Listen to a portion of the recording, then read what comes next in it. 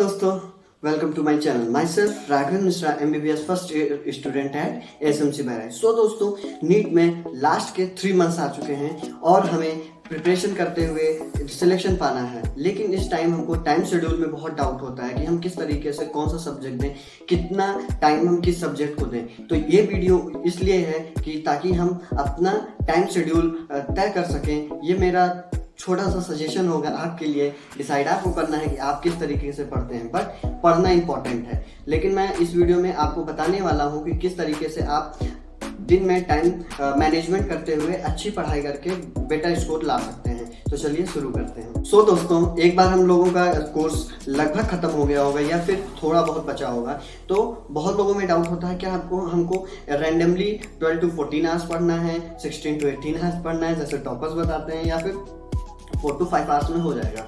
ऐसा नहीं है, हमको प्रॉपर टाइम देना रहता है, बट इतना भी नहीं देना। जितना हमारा कैपेसिटी है, जितना हम पढ़ते हुए आ रहे हैं, उसमें अब हमको थोड़ा टाइम ऐड करना पड़ेगा। क्यों? क्योंकि ये लास्ट के 3 मंथ्स हैं और लास्ट के 3 मंथ्स में हमारा जितना भी कोर्स हुआ है हमको फिर से रिवाइज करना है। यानी हमको पूरा सिलेबस फिर से लाना है अपने माइंड में, उसके क्वेश्चन प्रैक्टिस करने हैं, उसके नोट्स प्रैक्टिस याद करने हैं और थ्योरी को रिवाइज करना है, specially chemistry and biology. So हम एक ऐसा शेड्यूल बनाएं जिसमें minimum to minimum 7 to 8 hours self study के लिए होना चाहिए, जिसमें हम खुद से self study and question solve करें। इसके अलावा अगर आपको कोई प्रॉब्लम हो और आप ऑनलाइन वीडियोस देख रहे हो तो 2 to 3 आवर्स उसको ले सकते हो। इससे ज़्यादा अगर आप पढ़ना चाहते हो तो अच्छी बात है, बट मिनिमम इतना आपको करना पड़ेगा कि आपको सिलेक्शन पाना है। और दूसरा है कि आपको टाइम मैनेजमेंट डिसाइड करना है। टाइम मैनेजमेंट क्या कि बायो कितनी देर हम पढ़ेंगे एक दिन में, फिजिक्स कितना करेंगे और केमिस्ट्री कितना करेंगे।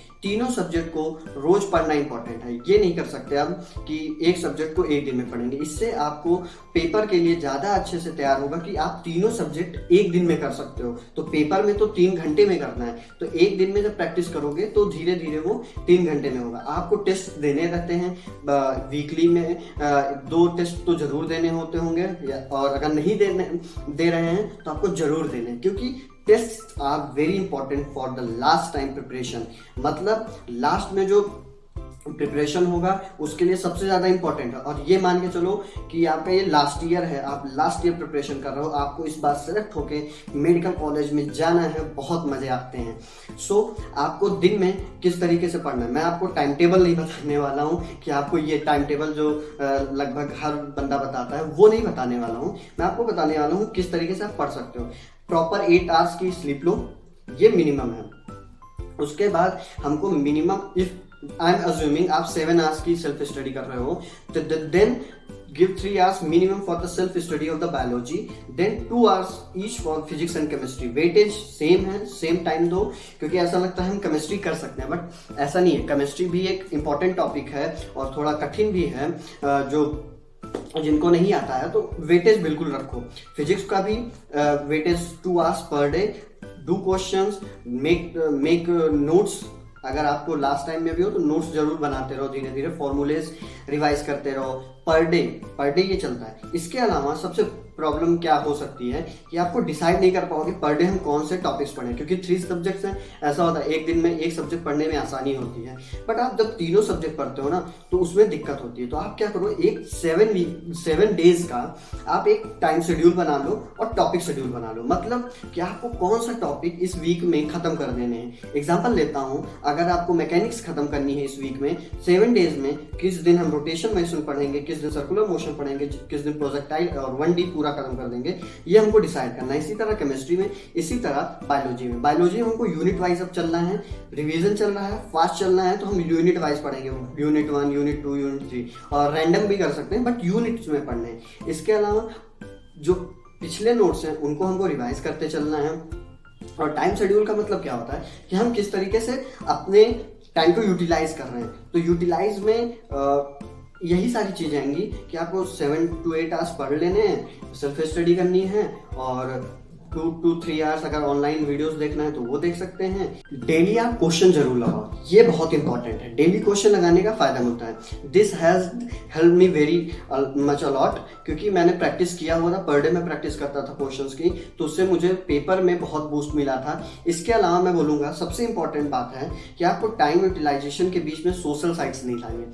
आपको अपने आप से वादा करना है कि अब लास्ट के 3 महीने में जब पेपर हो जाएगा तभी सोशल साइट्स को ओपन करूंगा, क्योंकि सबसे ज़्यादा डिस्ट्रैक्टेड जो थिंग्स हैं उसमें सोशल साइट्स आता है। आपको इंस्टा, फेसबुक, ट्विटर आपको नहीं चलाने हैं। आपकी इस टाइम शेड्यूल जो आप बना रहे हो उसमें कहीं पे भी नहीं आना चाहिए। यानी आप 3 महीने के लिए इससे मोह भंग कर लो तो आपको प्रिपरेशन में ज़्यादा बूस्ट मिलेगा, आपका सिलेक्शन का चांसेस ज़्यादा है। और सबसे बड़ी एडवाइस रहेगी, आप पोस्टपोन कराने के लिए ट्विटर पे मत आना, क्योंकि जो सिलेक्टेड स्टूडेंट थे लास्ट ईयर भी वो लास्ट टाइम तक पढ़ रहे थे, और जो नहीं हुए वो ट्विटर पे जाके पोस्टपोन करा रहे थे। तो इससे अच्छा है कि आप उससे दूर रहो, उस मूवमेंट को जिसको करना है करने दीजिए। अगर आपको सिलेक्ट होना है तो आपको इन सबसे दूर रहना होगा। Instagram, Facebook, Twitter, just left them for only 3 months. अभी लास्ट है, आपको सिलेक्शन पाना है, आपको मेडिकल कॉलेज पहुंचना है। अगर इस बार नहीं सिलेक्ट हुए, जब आप पेपर देखोगे, मुड़ के देखोगे, आपको बहुत रिग्रेट होगा कि मेरे पास चांसेस थे, मेरे पास टाइम था। लास्ट ईयर सितंबर में पेपर हुआ, इस बार अगस्त में पेपर होने वाला है, तो बहुत सारा टाइम है आपके पास। सेल्फ स्टडी का बहुत सारा टाइम था, अभी तक जो हो गया उसको नहीं देखते हैं बैक करके, बट अभी आपको शुरू कर देना है, बिल्कुल अच्छे से रिवाइज करना है और हमको सिलेक्शन पाना है। सिलेक्शन अगर हो गया तो सब खुश हो जाओगे, क्योंकि सिलेक्शन ही इंपॉर्टेंट है इन द लास्ट। और इसके लिए पढ़ते रहो। और अगर ये वीडियो आपको अच्छा लगे, ये टाइम शेड्यूल जो मैंने बताया, मैं कोई टाइम टेबल नहीं बताता हूँ, किसी को मैं नहीं बताता, मैं खुद नहीं फॉलो करता था। दिन में कभी भी आप पढ़ो, बस ये बोलता हूँ 8 आवर्स की प्रॉपर स्लीप लो। इसके अलावा मॉर्निंग में पढ़ने का ट्राई करो, रात को मत पढ़ो, वो ज़्यादा सही रहेगा। इस टाइम शेड्यूल में बस इतना ही है कि आपको तीनों सब्जेक्ट पढ़ लेने हैं और उनको पढ़ना है। टॉपिक्स डिसाइड कर लो 1 हफ्ते के लिए, उसी से पढ़ो, आपका सिलेक्शन पक्का होगा। और अगर आपको कोई भी क्वेरी हो तो मेरे कमेंट सेक्शन में पूछो, मैं आपके क्वेश्चंस का जवाब दूंगा। अगर आपको ये वीडियो अच्छा लगे तो please subscribe my channel and share it. Thank you.